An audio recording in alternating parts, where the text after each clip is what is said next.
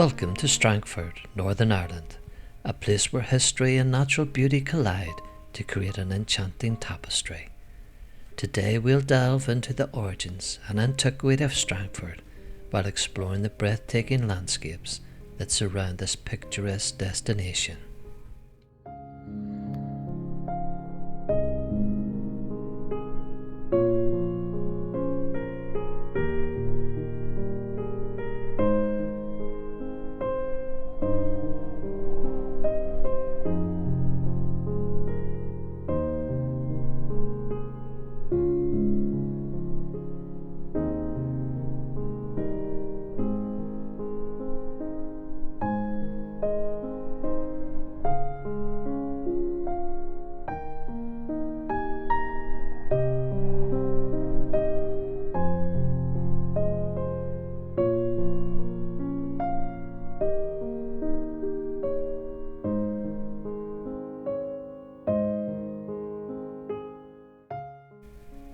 The story of Strangford is interwoven in the people who once lived here, from Celts and Danish Vikings, from French Norman lords to English and Scottish nobles.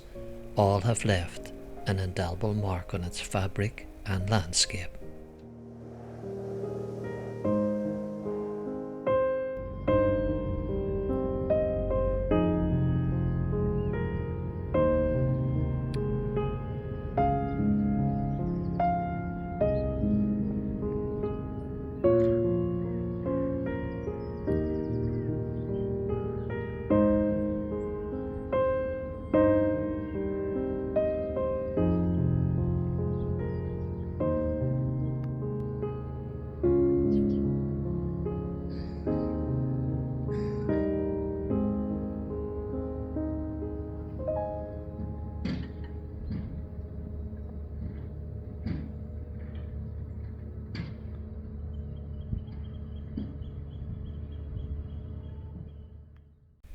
At the heart of Strangford is its quaint village, where time seems to stand still.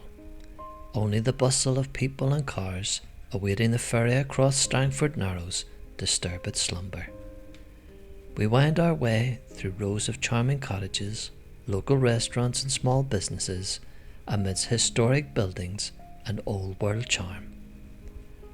George Scott said in 1833, "The village of Strangford is by no means a neat one, but it is picturesquely situated when viewed from the far side of the loch. On one side of the principal street there is a row of good houses, on the opposite a collection of wretched fishermen's houses and corn stores. It appears to be a place without any great commerce than that caused by vessels bringing coal to the harbour and taking in return corn and potatoes. Indeed, the shipping is but trifling compared to the opposite side, port of Ferry."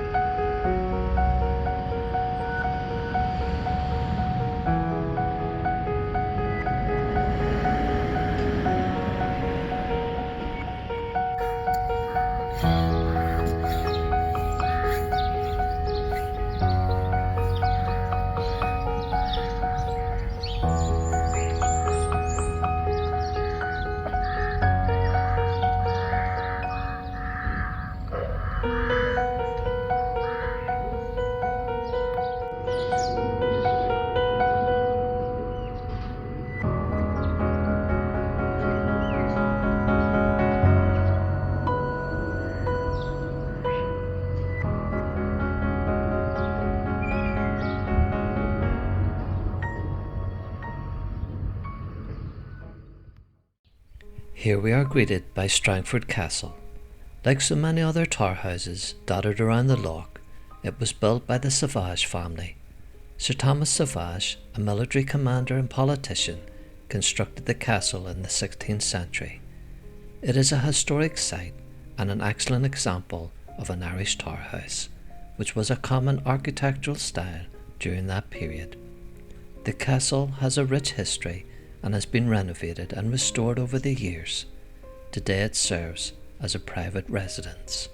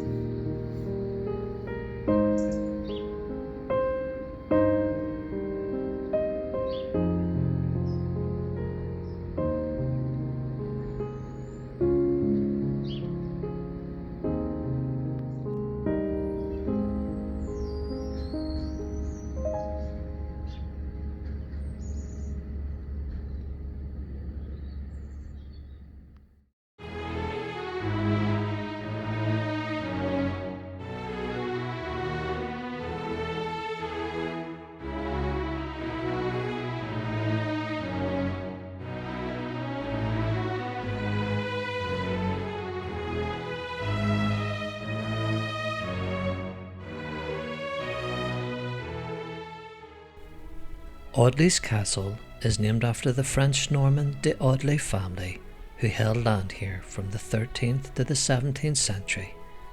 The area is dotted with place names referring to the Audleys. There's Audley's Wood, Audley's Quay, Audley's Field and Audley's Town. The reason for so many tar houses being built was King Henry VI's offer to every landowner along the coast the sum of £10 if they constructed a fortified tar house to protect the coastline. There are some 20 or so located on the shores of Strangford Loch.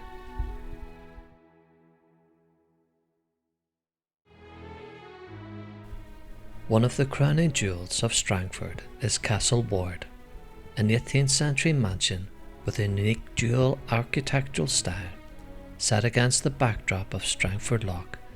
This National Trust property invites visitors to stroll through its ornate gardens, explore the historic house, and immerse themselves in the elegance of a bygone era.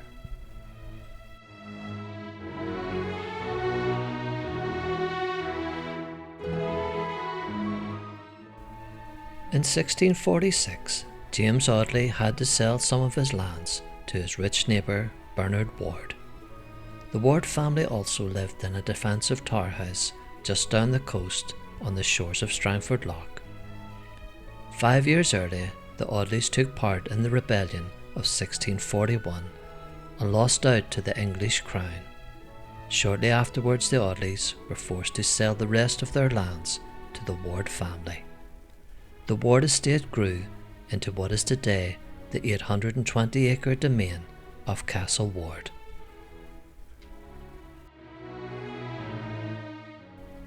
In 1852, in the aftermath of the Great Hunger in Ireland, Lady Harriet, the widow of Edward Ward, 3rd Viscount of Bangor, had the little Audley Town settlement on the north side of the Narrows demolished. The hapless tenants, 25 families in all, were shipped off to America. On October 28, 1852, they left their homeland, never to return, on a small vessel called the Rose. The bricks of their houses were used to build parts of the wall surrounding the Castle Ward estate. The disappearance of Audleystown and the eviction and removal of the villagers caused a long-lasting friction between the locals in the area and the Lords of Bangor.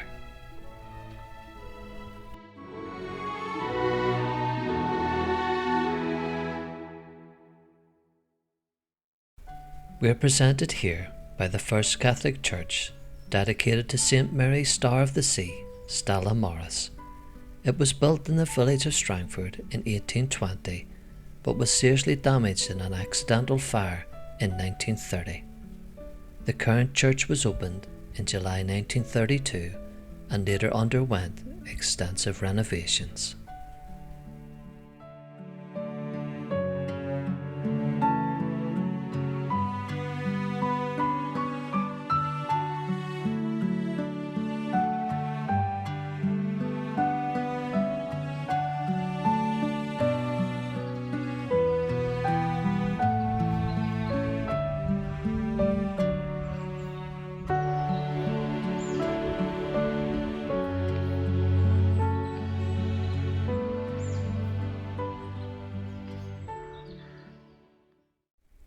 We are presented here with the Old Court, the ancestral home of Dudley Charles, the 24th Baron de Ross, who was born on the 11th of March 1827 and died in April 1907. During the entire period he was the landlord. There were traumatic times for landlords in Ireland in the wake of the famine years of 1845 to 49. Discontent came to a head. Attempts at land reform in 1853 were defeated in Westminster, and all seemed safe and secure. The Daisies Act in 1860 began the process of radically altering the feudal relationship between landlord and tenant. A series of land acts followed, culminating with the Land Purchase Ireland Act of 1897, by which the Land Commission was empowered to purchase the estates of landlords compulsorily and to sell the individual holdings to the tenants. Viewed from his ancestral home at Old Court, Lord de Ross saw the collapse of a way of life that had supported his family for more than 24 generations. His estate in County Down comprised much of the town of Strangford and the adjoining townlands. Today, Old Court is a wedding venue for hire.